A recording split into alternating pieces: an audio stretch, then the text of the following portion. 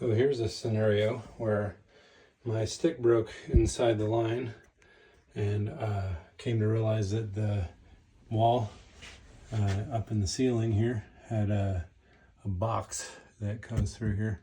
It is not a normal setup.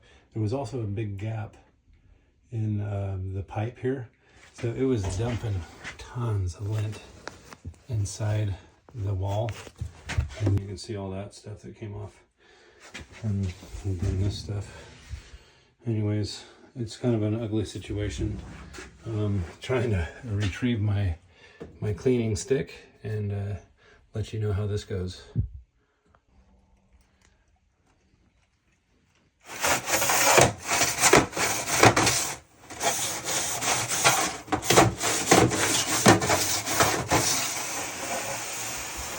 Already cleaned out a lot. Big pile of it there. And then back out this way. Got some cold air shooting down.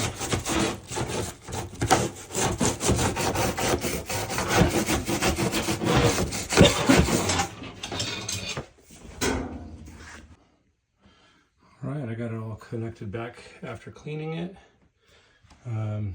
That was kind of sagging before, so I made sure to tape it all together. And here we go. Start it up.